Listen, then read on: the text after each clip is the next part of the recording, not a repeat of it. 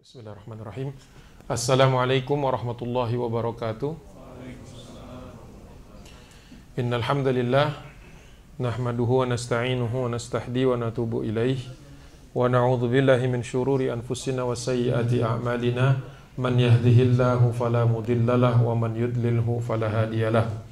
Asyhadu an la ilaha illallah wahdahu la syarikalah wa asyhadu anna Muhammadan abduhu wa rasuluh la nabiyya ba'dah. Allahumma fassalli ala sayyidina Muhammad wa ala alihi wa sahbihi wa sallim, amma ba'du.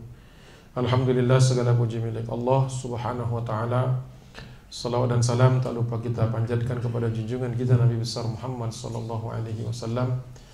Alhamdulillah, hari ini 1 Rajab 1441 Hijriah. Mudah-mudahan kita semua telah berdoa sebelum hari ini. Allahumma barik lana fi Rajab wa Sya'ban. Ya Allah, berkahilah kami di bulan Rajab dan Sya'ban ini.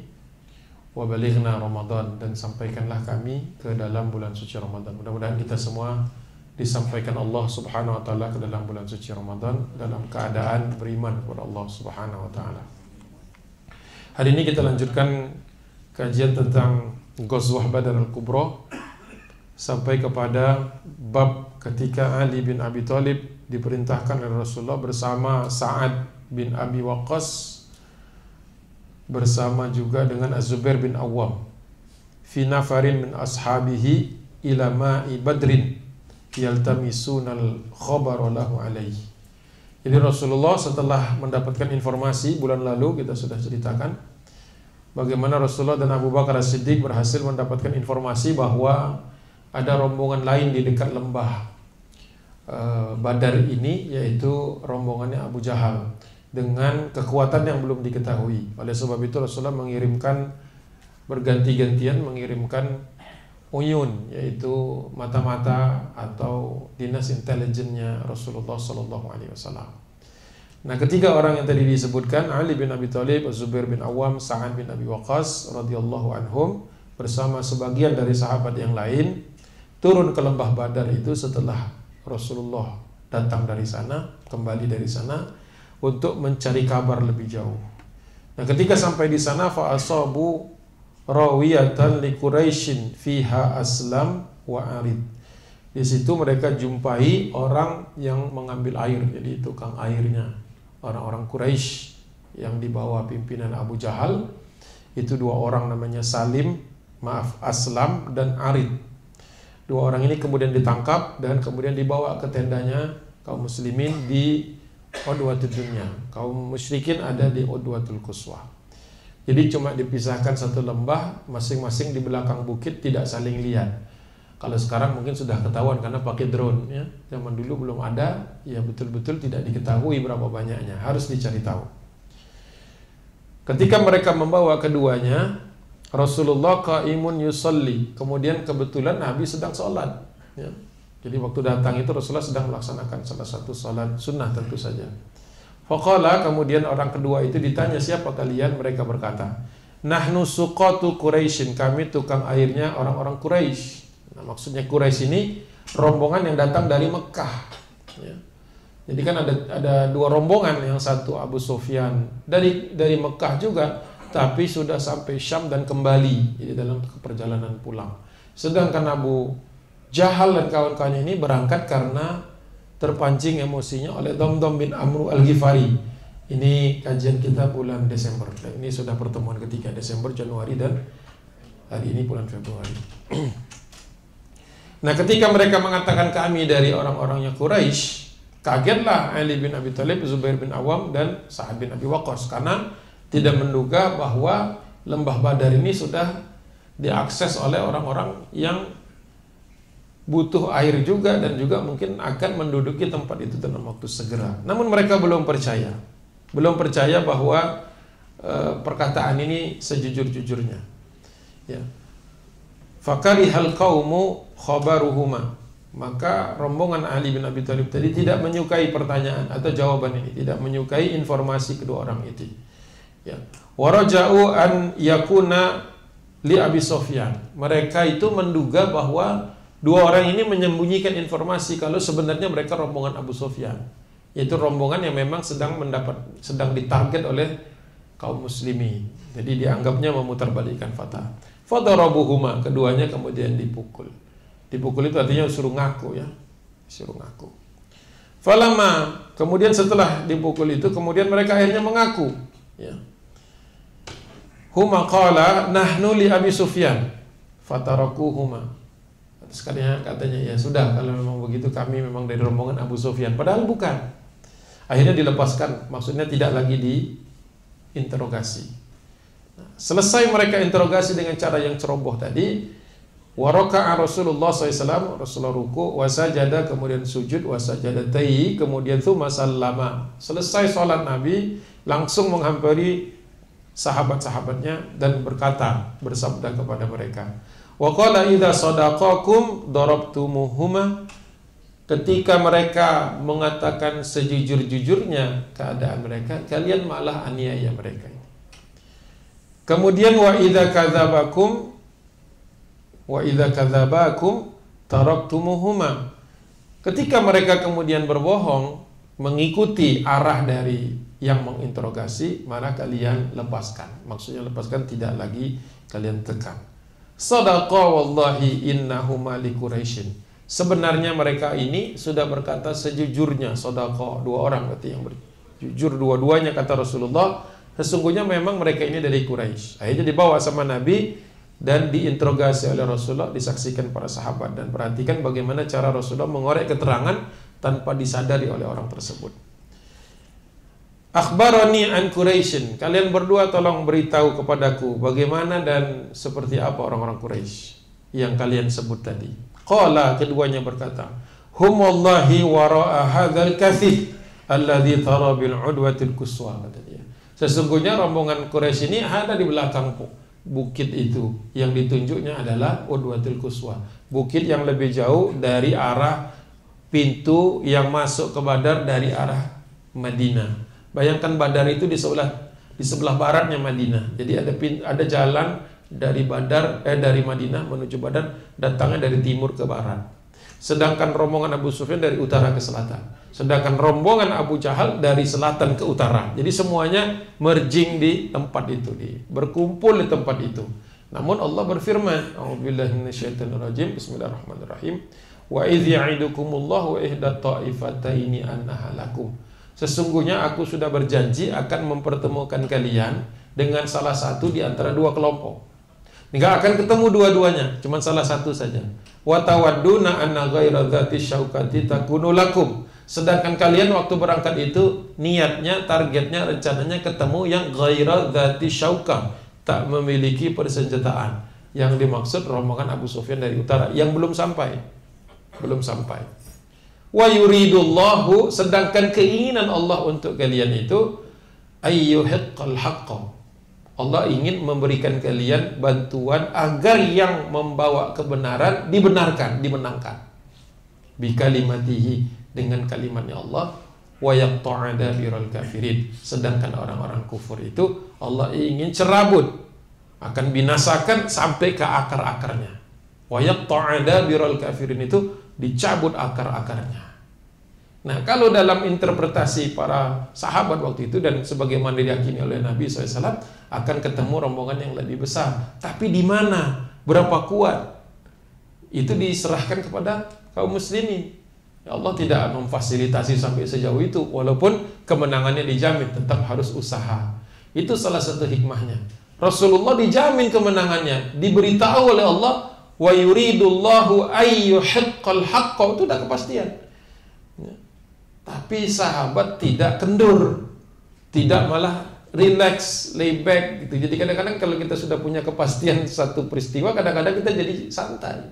Ini tidak. Rasulullah mencontohkan tetap gather information walaupun sudah ada pasti kemenangan.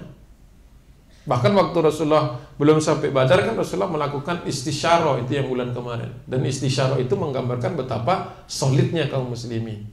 Dan Rasulullah memberikan kabar gembira bahwa Allah sudah memperlihatkan kehancuran lawannya. Tapi tidak ada satupun kaum muslimin yang take it for granted, tidak menganggap kemudian sudah lah gitu, sudah apa istilahnya given, sudah sesuatu yang pasti menang. Tidak. Nah, kemudian Nabi bertanya kepada dua orang tadi, di mana Quraisy? Kata dia di belakang bukit itu, kata dia. Ya.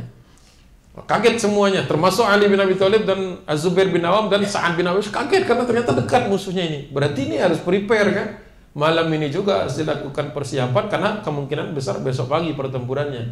Tidak mungkin waktu itu perang malam, belum ada infrared, binoculars gitu yang zaman sekarang tuh kalau diturunin gitu, terus kelihatan yang gelap-gelap itu hijau-hijau bentuknya kan, nah, bisa ditembak dari jauh. Nggak ada alat secanggih itu zaman dulu. Perang harus disepakati pagi, siang, atau sore. Begitu. Nggak ada orang nyerang malam kecuali mereka jagoan. Viking ya nyerang malam ya Vikings, tapi bukan cerita kita. Nah, akhirnya Rasulullah mengejar terus ini, ya, mengejar terus. Kamil kaum, kata Rasulullah, berapa jumlahnya? Gitu kan? Berapa jumlahnya? Karena mengetahui lawan itu sebagian dari kemenangan. Bahkan sejak zamannya siapa? Sun Tzu ya, Cina itu sudah ya, to know your enemy is half of the fighting, gitu kan. Mengetahui di mana musuhmu, kekuatannya, kehebatannya setengah dari fighting atau setengah dari victory, ya, half of the victory, separuh dari kemenangan. Begitu. Rasulullah kejar terus, berapa banyak jumlahnya? Keduanya berkatanya kathirun, kata dia. Mereka bukan bagian akuntan, tidak tahu jumlahnya berapa. Pokoknya banyak lah, pokoknya banyak aja. Nah, banyak itu kan relatif. Kejar lagi sama Nabi, ma'iddatuhum, berapa banyak perbekalan mereka atau berapa banyak yang mereka bawa untuk menghadapi, untuk sampai ke sini. Qala la nadri, di luar kemampuan kami juga tidak tahu. Langsung Rasulullah rubah lagi pertanyaannya. Kam yanharuna kulla yaumin, berapa yang mereka sembelih untuk makan? Maksudnya berapa unta yang disembelih setiap harinya? Kam yanharuna kulla yaumin, berapa yang disembelih setiap harinya, kata Nabi. Nah, karena orang dua ini adalah tukang air, pembawa air yang ditugaskan untuk memberi minum hewan-hewan yang dibawa. Zaman dahulu kalau perang ya nggak bisa on call gitu ya, minta di drop logistiknya atau GoFood barangnya datang ke situ, tidak bisa. Mau perang berapa hari? 10 hari. Perjalanan berapa hari? 5 hari bolak-balik, 15 hari. Berapa berangkatnya orang? Sekian ratus. Ya sudah dihitung tuh berapa ekor yang harus dibawa. Makanya kalau perang di bagian belakangnya ada namanya luggage. Jadi kalau kita punya luggage itu, terminologi dasarnya sebenarnya barang-barang yang akan habis, perishables, yang kemudian nantinya akan dipakai selama perang. Untung-untung kalau menang, pulang nambah. Tapi sudah dibawa itu, sudah sudah dianggarkan untuk keberangkatan itu. Procurement, bahasa kerennya sekarang, sudah diprocure gitu untuk berapa hari perjalanan ini, sudah siap. Makanya Rasulullah langsung nanyanya. Kalau nanya ini nggak bisa, nanya ini kan Rasulullah kan narrowing down sebenarnya itu pertanyaannya. Ini nggak ngerti, ini nggak ngerti karena nggak tahu, nggak ngerti karena bukan levelnya dia. Ya, kalau yang ditanya misalnya Utbah bin Rabi'ah, dia tahu, tapi Utbah bin Rabi'ah nggak mungkin ketangkep di situ, dia di tendanya dijaga sama orang. Ini ibaratnya itu istilahnya orang yang ya di pinggir-pinggir lah ditangkap gitu. Maka Rasulullah kemudian bertanya kepada yang kira-kira dia bisa jawab. Itu skill dasar itu ketika intelligence kita nggak merasa orang itu dikorek pertanyaannya, tapi pertanyaannya to the point dan interpretasinya bisa dipegang oleh yang bertanya. Jadi kam yanharuna kulla yaumin, berapa yang disembelih setiap harinya? Qala yauman tis'an wa yauman 'asharon, kata dia. Kadang-kadang 9, kadang-kadang 10 kalau sehari itu biasanya. Kenapa dia bisa tahu angkanya? Dia yang ngasih minum. Ya kan? Hari ini dia ngasih minum 100, besok hari kedua dia ngasih minumnya 90. Berarti 10 sudah disembelih. Kalau disembelih kan sudah selesai. Jadi dia bisa nyampe. Kata dia kalau tidak 9, 10 sehari itu kurang lebih on average. Faqala Rasulullah SAW, Rasulullah berbalik berkata kepada Ali, Az-Zubair dan Sa'ad bin Abi Waqqas, ketahuilah al-qaumu, lawan kita itu orang-orang Quraisy itu, fima bainatis umi'ah, antara 900 wa alfin 1000. Langsung kaget, kenapa? Tadinya 314 mau mencegah Abu Sufyan yang hanya kawal salatuna au arba'un. Hanya 30 dan 40. Jadi 300 kalau untuk 30 dan 40 more than enough. Tapi ternyata yang akan ketemu ini kemungkinan besar yang 1000, berarti berbalik angkanya. Tadinya 1:10 atau 1:7, sekarang 4:1 atau 3:1. Nah, mulai realistis ya. jumlah yang kecil harus bisa mengatasi jumlah yang besar. Udah langsung kata Rasulullah, lepas mereka, udah selesai itu. Atau ditahan, nanti dilepasnya setelah selesai Badar. Begitu Rasulullah mengajarkan kepada kita thinking, ya, systematic thinking, kemudian inferencing gitu ya. Itu ajaran-ajaran Nabi. Jangan dipikir Rasulullah itu sederhana, hanya namanya saja kita buat-buat yang hebat karena kita baca buku teks. Tapi dasarnya sama, sudah dilakukan Nabi Shallallahu Alaihi Wasallam. Jadi ada dua informasi sudah diketahui, bahwa yang lebih dekat dengan campnya Rasulullah adalah Al-Qaum, yaitu Abu Jahal dan teman-temannya. Informasi kedua yang didapatkan adalah bahwa jumlahnya, kekuatannya 1000. Itu sudah lumayan, tahu tempat, tahu jumlah lebih dahulu daripada mereka tahu kaum muslimin, itu merupakan satu advantage. Ya, advantage. Ya. Kita sampai jam berapa? Zuhur jam berapa? 12.09. Berarti masih ada 7 ya, 7 menit ya. Saya tambahkan satu saja. Satu lagi, satu narration lagi. Ya. Nah, kemudian Nabi SAW ternyata tidak selesai di situ. Rasulullah masih menginginkan last check gitu ya, memastikan terakhir apakah Abu Sufyan masih on the way, ya? Apakah masih ada kemungkinan untuk primary objektif dari nanti baru secondary objektif. Primary-nya masih di mana nih? Yang utamanya di mana?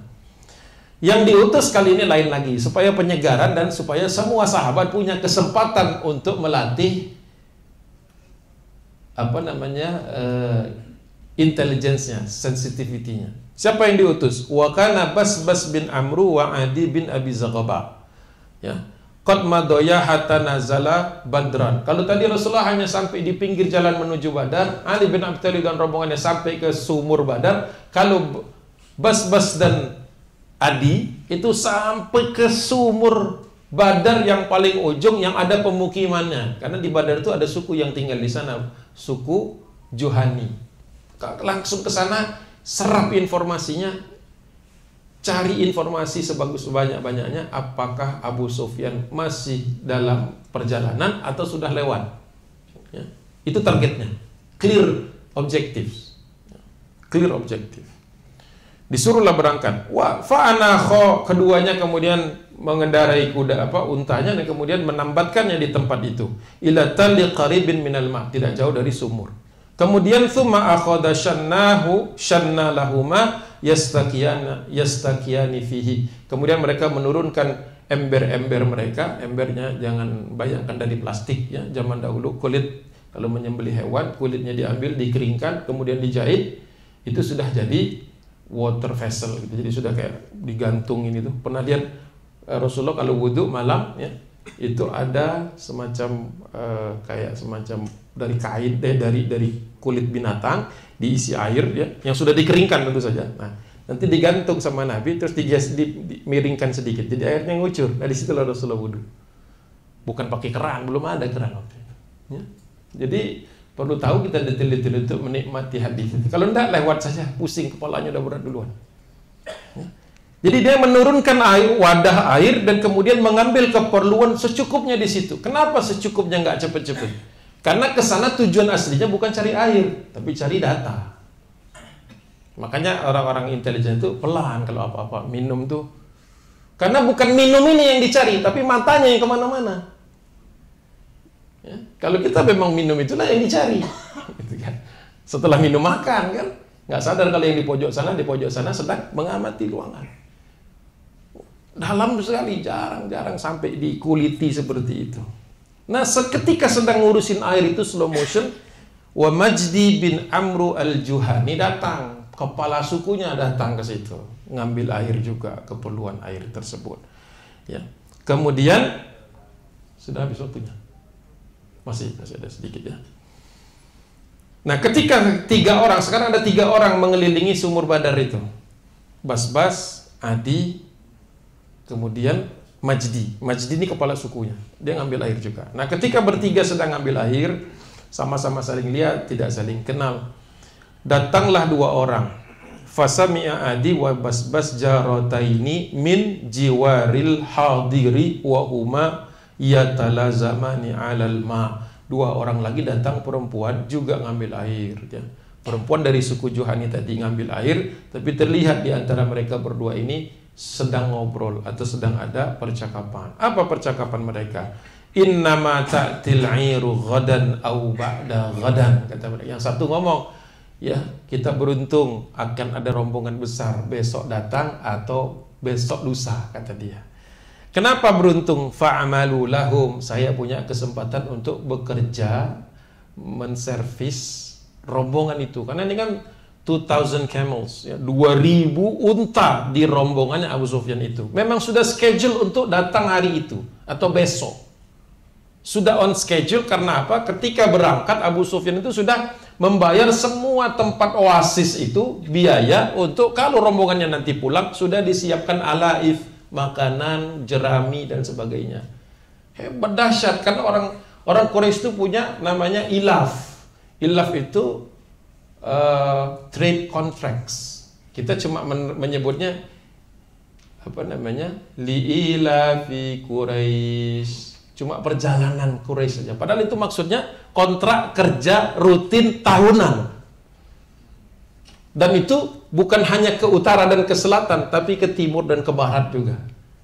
Jadi waktu berangkat Abu Sufyan itu sudah bayar semua suku di mana nanti dia akan kembali, dan ini rest areanya dia sudah disiapkan. Makanya obrolan ini menjadi sesuatu yang ya obrolan santai ya. Kayaknya anytime nih datang nih. Kalau dia datang lumayan lah, bersih sana bersih sini, dapat uang. Untuk apa dapat uangnya? Tsumma ufdhikil ladzi laki, kata dia. Nanti uang itu akan saya bayar untuk membayar hutangku padamu. Semuanya pakai ki, berarti perempuan dengan perempuan lagi ngobrol. Ya, tanpa mereka sadari obrolan itu didengar oleh dua orang dinas intelijennya Rasulullah, Bas dan Adi. Nah, bagaimana dia menindaklanjutinya setelah zuhur? Ya, baik. Billahi taufiq wal hidayah. Assalamualaikum warahmatullahi wabarakatuh. Lanjutkan. Mari kita buka dengan Bismillahirrahmanirrahim. Alhamdulillah. Wassalatu wassalamu ala Rasulillah wa ala alihi wa ashabihi wa mawala. Asyhadu an la ilaha illallah wahdahu la syarikalah wa asyhadu anna Muhammadan abduhu wa rasuluh la nabiyya ba'dah. Alhamdulillah, hari ini kita sudah membahas beberapa hal terkait dengan kecakapan para sahabat dan ketelitian Rasulullah dalam mengumpulkan data, memilah data, menginterpretasikan data ya, secara sederhana dalam sebuah hadis yang cukup panjang. Nah, kita lanjutkan tadi ketika dua orang sahabat Nabi SAW yang bernama Bas bin Amru dan Adi bin Abi Zaghba. Ya, jadi ada 5 orang di sekitar sumur itu ya. Dua sahabat Nabi yang sedang seperti ngurus air, tapi sebetulnya sedang mencari informasi, the last piece of the puzzle gitu, yaitu di mana Abu Sufyan. Sedangkan di situ ada Majdi, kepala suku Banu Juhani yang memang menguasai sumur itu. Setiap sumur ada sukunya, jadi tidak bisa kita nyelonong ada sumur ngambil, itu pasti harus izin dulu kalau zaman dahulu, sekarang juga. Kemudian ada 2 perempuan tidak disebutkan namanya yang bercakap-cakap ya, small talks kalau bahasa kita tuh. Apa ya, ngobrol-ngobrol aja, chatting aja. Namun ternyata chattingnya ini didengar oleh orang yang punya tugas. Ini dia hal-hal yang mungkin perlu kita sikapi dengan baik, dengan bijaksana ketika bermedsos, ketika lagi berbicara di tempat publik, adalah tidak perlu membicarakan hal-hal yang tidak perlu. Apapun konteksnya, mungkin perusahaan, mungkin apa negara, apalagi kalau negara kan, apalagi dia pejabat negara, tidak boleh dia ngomong sembarangan. Itu seperti itu. Kira-kira kalau kita hubungkan ke dunia sekarang. Nah, mendengar kata-kata akan datang berarti belum, ya kan? Bisa kerja dengan ya, berarti rombongan yang banyak, yang besar. Artinya ini informasi penting. Hanya saja informasi ini belum bisa dikonfirmasi. Kenapa? Yang berbicara sepertinya tidak atau kurang bonafide. Kan kita punya sumber itu kan ada grade-nya kan? Kalau kita dengar di pinggir jalan ya simpang siur lah. Ketika pembicaraan itu di lobi hotel mungkin naik sedikit lah. Tapi kalau sudah di kamar hotel 2 orang pejabat itu sudah mendekati kebenaran informasinya. Apalagi kalau pakai disadap, berarti dia ngomongnya tanpa sadar, ya, tanpa sadar, apa istilahnya, candid itu kan tidak dibuat-buat. Jadi tinggal nunggu satu lagi saja, kira-kira siapa yang bisa mengkonfirmasi apakah obrolan orang dua ini punya harga atau tidak, apakah ada value-nya. Nah, tidak lama setelah orang dua perempuan ini berbicara, qala Majdi. Nah, kalau kepala suku yang ngomong, bagus berarti kan levelnya kalau ndak A2, A1 gitu. Kira-kira nggak mungkin A1, kalau A1 Abu Sofyan yang ngomong. Ya kan? A2 lah paling tidak. Nah, ketika dia berkata sebagai berikut, sederhana sekali kata-katanya. Sodakti. Kayak kita iya, gitu, gitu doang.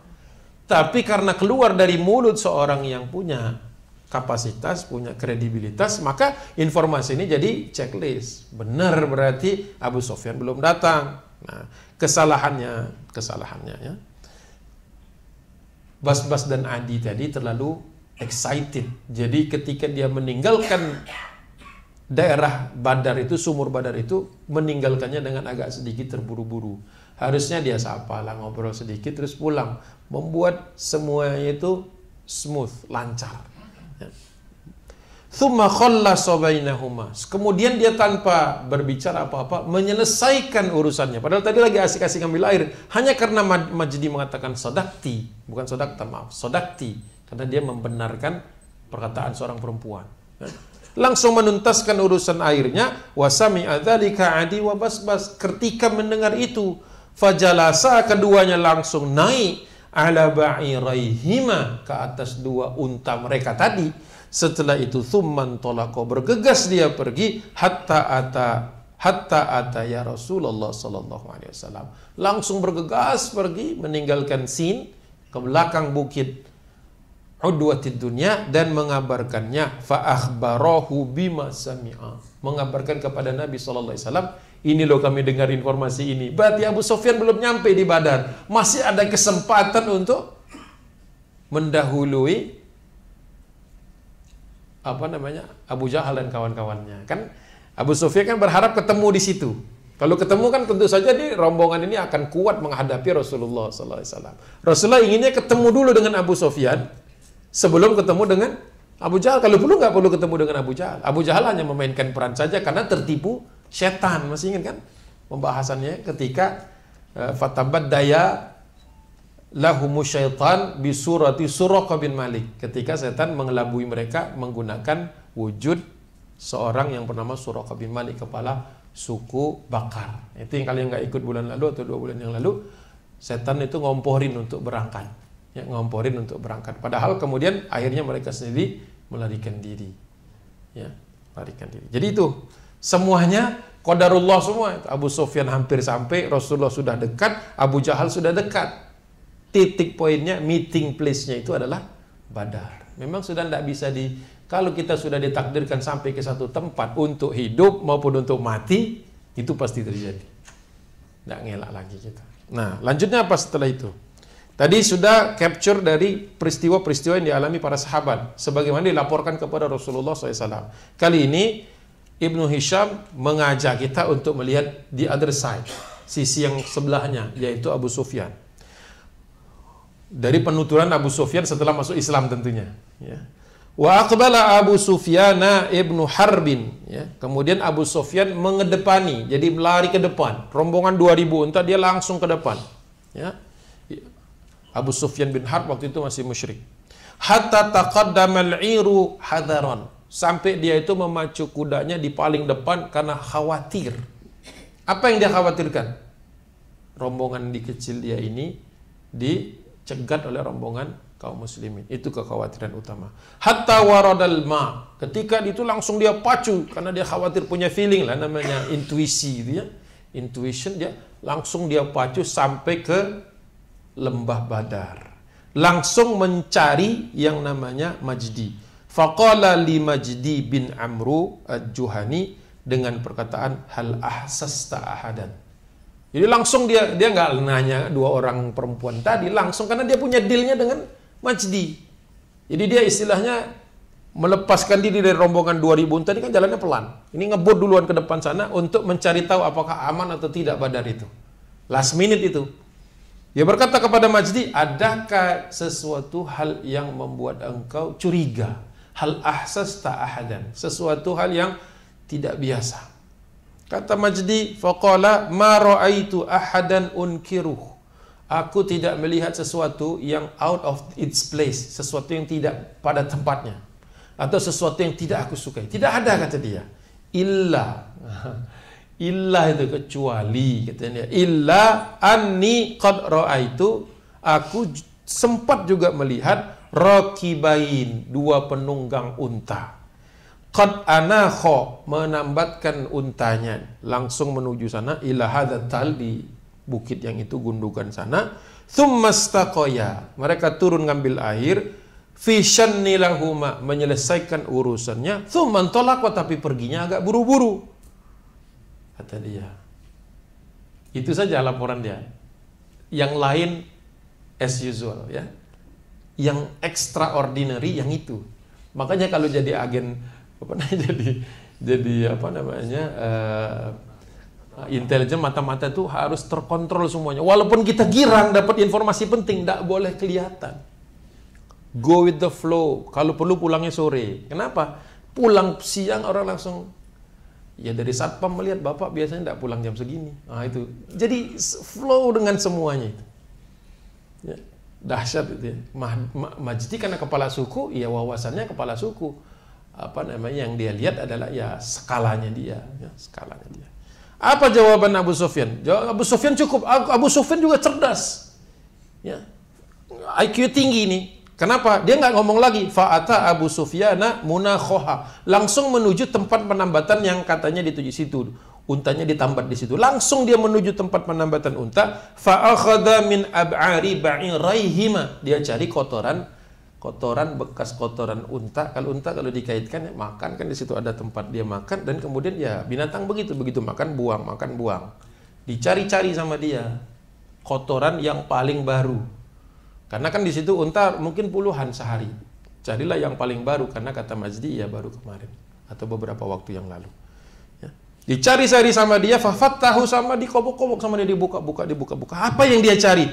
Fa'idha fihin nawa, dia temukan, tadi saya sudah siapin tuh biji itu. Nawa itu biji kurma. Ya. Kemudian dia temukan di dalam kotoran yang diacak-acak sama dia. Fa'idha fihin nawa, faqala hadhihi wallahi alaifu yathrib, kata dia. Dia ambil biji itu, ya, dibersihkan sama dia, diangkat. Nah biji kurma tadi, kata dia, kalau dari bentuknya ini kurma orang Madinah. Apa kesimpulannya? Kalau dua orang tadi yang gelagatnya mencurigakan tadi sudah sampai di sini, sudah mengamati pastinya di sekitar sini, berarti Rasulullah ini ada di antara bukit-bukit ini saja. Pasti sangat dekat. Itu kan? Dia harus mengambil strategic decision. Apa berhenti di situ, mengambil resiko dicegat, sedangkan Abu Jahal belum kelihatan. Ini zaman belum ada WA ya. Nggak bisa dia nanya Abu Jahal kau di mana posisi, Sherlock dong gitu kan. Oh dekat sini, oke, santai. Dia nggak tahu Abu Jahal di mana. Yang dia tahu ada dua orang mencurigakan yang sudah hampir bisa dipastikan orang Madinah, karena kurma yang dia makan, wallahu alam, itu knowledge-nya. Itulah local knowledge itu di situ kan, dia tahu. Kita kalau makan kurma, coba kalau makan kurma, kan kita tahu kurma apa dari boxnya kan? Coba kalau saya bagikan bijinya, tahu nggak itu kurma apa? Nggak bisa mundur mikirnya. Tahu kalau oh ini sukari, ini ajwa, itu kan dari kotaknya. Kalau dicampur-campur gitu suruh pisah, nggak tahu juga, apalagi bijinya. You have no knowledge. Makanya Abu Sufyan itu dia jadi pemimpin karena dia perhatikan kepada yang detail-detail begitu. Langsung dia kembali karena cukup informasi ini, tidak perlu lagi dia menganalisis panjang lebar, tidak perlu syura, dia pemimpin top manajemen kan. Faraja'a ila ashabihi sari'an. Dia segera kembali ke rombongan unta yang nggak ngerti dia itu sedang diambang cengkraman orang. Dia kembali cepat-cepat ke sana. Kemudian fadoroba wajha irihi. Kemudian dia belokkan. Doroba itu pukul. Tidak semua doroba pukul ya. Fadoroba wajhi. Jadi dia belokkan unta paling depan. Ya, arahnya dibelokkan sama dia. Anit tariqi fasahala biha. Mencari. Jadi Jadi dia tidak berhenti, tidak dibiarkan rombongan itu masuk ke Badar karena itu trap, sudah pasti itu jebakan kalau menurut Abu Sufyan, dan dia tidak keliru. Dia belokkan rombongan itu ke arah Sahil. Sahil itu pesisir. Sahil, kemudian wataraka Badran biyasarihi, meninggalkan Badar di sisi kirinya. Kalau kita bikinkan petanya, itu bisa dibuktikan sisi kiri itu kalau kita north south, ya, ambil pinggir pesisir Laut Merah itu, sedangkan Badar itu sekitar 5 kilo ke tengah, tidak di pesisir banget, ya, itu kita pasti meninggalkan Badar di sebelah kiri kita. Jadi hadis ini tuh geographically correct, benar secara geografis, ya. Berarti perawinya juga masduk, bisa dipaham, bisa dipegang, ininya itu wawasannya tuh kuat, hebat gitu. Wataraka Badran biyasarihi wantalaqa hatta asra'a.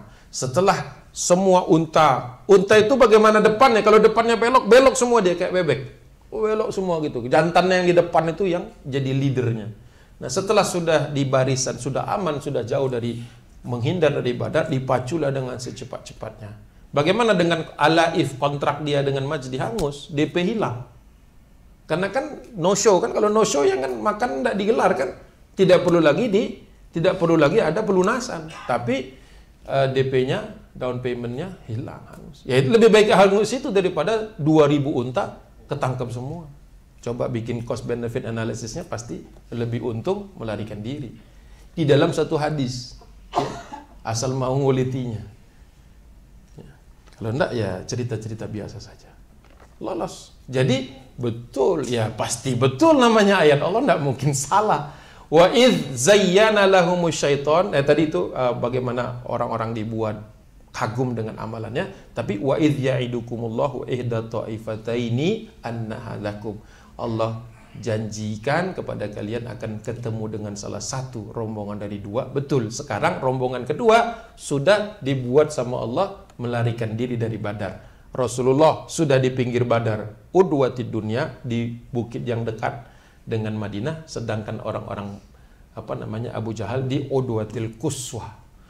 The show must go on, besoknya turun semua ke situ. Tapi Nabi Muhammad SAW mengambil inisiatif lebih dahulu. Kita sampai jam 12.45, berarti masih 10 menit. Saya tambahkan satu hadis lagi.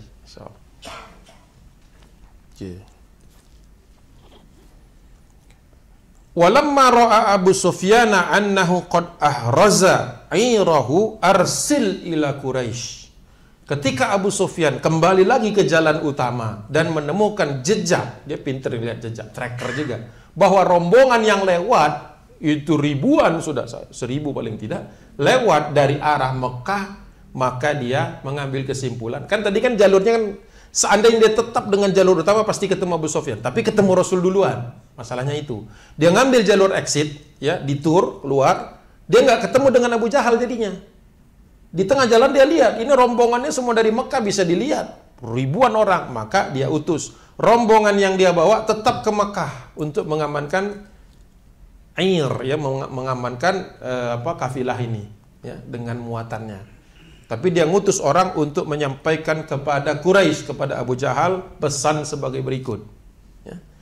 Innakum, jika kalian innama kharajtum, keluar dari kota Mekah itu litamna'u 'irakum, dalam rangka untuk memprotek, melindungi rombongan kafilah dagang kalian yang aku bawa, warijalakum, atau dalam rangka melindungi orang-orang yang kalian utus, kan banyak pedagang juga di antara 30-40 itu, wa amwalakum, atau mungkin sekedar untuk melindungi harta benda kalian, faqad najjahallahu farji'u, kata dia, sudah diselamatkan Allah. Orang Quraisy itu pinter, fasih kalau ngomong Allah Subhanahu wa ta'ala, apalagi dia lagi untung, keluar Allahnya.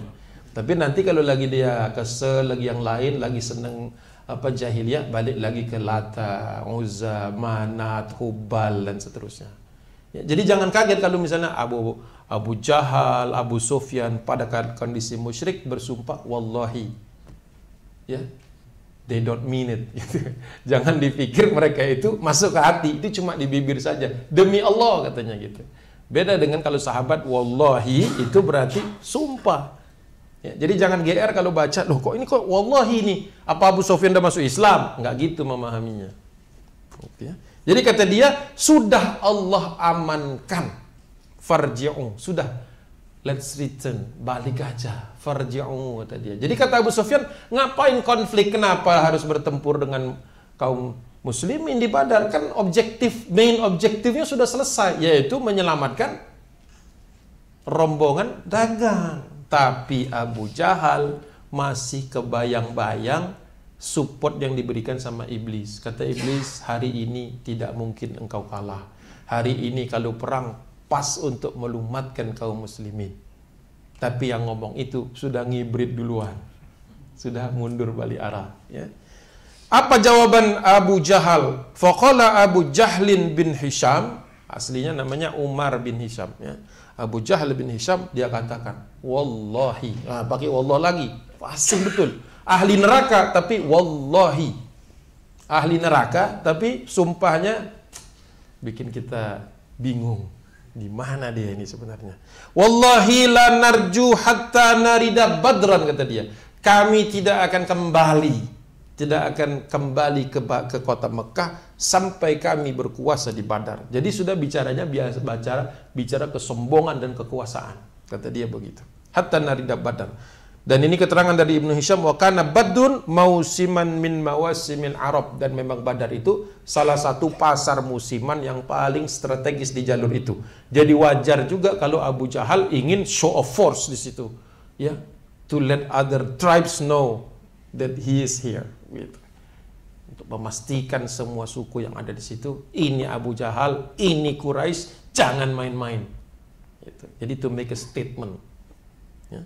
Apa kata dia? Yajtami'u lahum bihi sukun kulla amin. Memang biasa orang Arab kumpul di bulan-bulan tertentu menggelar pasar di situ. Di Badar itu pasar. Makanya strategik untuk berhenti di situ itu strategis. Kata Abu Jahal, kami tidak akan pulang sampai menguasai Badar. Fanuqimu alaihi thalathan, kata dia. Kami akan tinggal di sana di Badar itu selama 3 hari. Ya. Fananharul juzura wa nut'imut ta'am. Kami akan menyembelih semua hewan-hewan yang kami bawa dari Mekah itu, dan kami akan bagi-bagi makan, kenduri besar-besaran. Mau bikin pesta, mengumpulkan seluruh orang Arab untuk mengetahui kalau sejauh Badar itu saja Quraisy masih berkuasa. Yang kedua kata kata Abu Jahal, wa naskiyal khamra. Masa dia sudah bawa khamar sebanyak itu tidak dibagi-bagi, tidak diminum. Kami akan wa naski itu kalau ada gelas di sini, naski itu begitu. Naski itu kayak orang minum sampai tumpah-tumpah. Itu naski. Kalau nashrab gini. Kalau yang kita tuh minum namanya nashrabu, ana ashrab. Tapi kalau ana aski itu gini. Tumpah-tumpah. Pernah lihat film yang orangnya minumnya tumpah-tumpah, itu naski.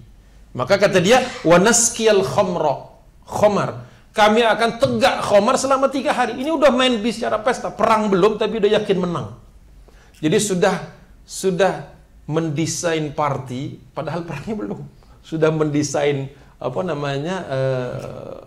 perayaannya, celebrationnya, padahal perang aja belum. Inilah sombongnya tadi. Terus kata dia yang terakhir, wa na'zifu alainal qiyan. Terus perempuan yang kami bawa, penyanyi-penyanyi ini mau dikemanain kalau pulang sekarang? Kami akan menggelar tempat bernyanyinya perempuan-perempuan. Jadi makan, khamr dan entertainment. Itu rencana Abu Jahal. Dia fair-fairan aja, dia buka aja, ya maaf ya Abu Sufyan, memang kau sudah selamat, tapi kami sudah di sini, ini nggak akan kami biarkan kesempatan ini. Kalau Muslim datang kita habisi, kalau dia tidak datang kita asik-asik, makan-makan, minum-minum, nyanyi-nyanyi. Apakah dia berhasil? Nunggu bulan depan. Kalau tidak tahan nunggunya, baca sendiri. Ya, karena panjang kalau saya teruskan, pasti kurang dari 2 menit. Yang berikutnya, apa yang terjadi kepada dia, semua kita insya Allah tahu, tapi mungkin detailnya bagaimana, ya mudah-mudahan bulan Maret nanti kita panjang umur ketemu lagi insya Allah. Billahi taufiq wal hidayah. Assalamualaikum warahmatullahi wabarakatuh. Ada pertanyaan boleh? Yang mau ditanya 2 menitan sampai 45 kan? Ya silakan. Assalamualaikum Ustaz. Waalaikumsalam. Ustaz, apakah semua kegiatan intelijen Oh iya. Saya sudah siapkan pertanyaan gitu-gitu.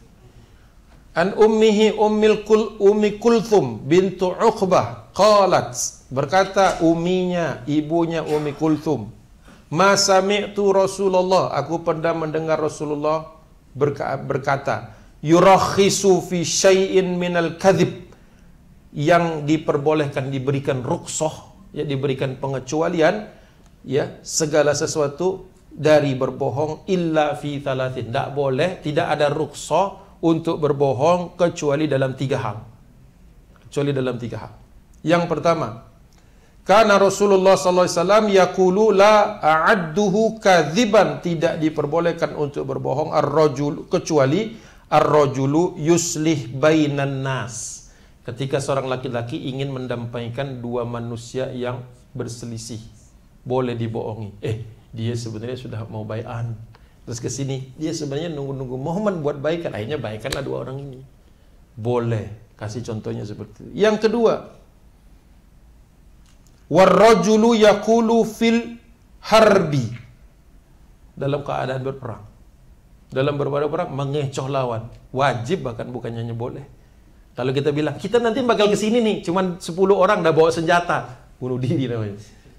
Nah, jadi kalau perlu kasih kaget, kita banyak ini, kamu tuh sudah terkepung. Kayak Februari tanggal 23 kemarin kan, tahun 1942. Itu kan Jepang sebenarnya sudah kehabisan amunisi itu waktu menggempur Singapura itu kan. Sir Archibald Percival itu nyerah karena dia pikir Jepang bakal banyak banget. Ya. Itu dia menyerahkan Singapura kepada pasukan yang sebenarnya sebentar lagi mau pulang. Apa? Deception. Gak jauh dari sini Singapura itu. Ada sejarahnya juga seperti itu.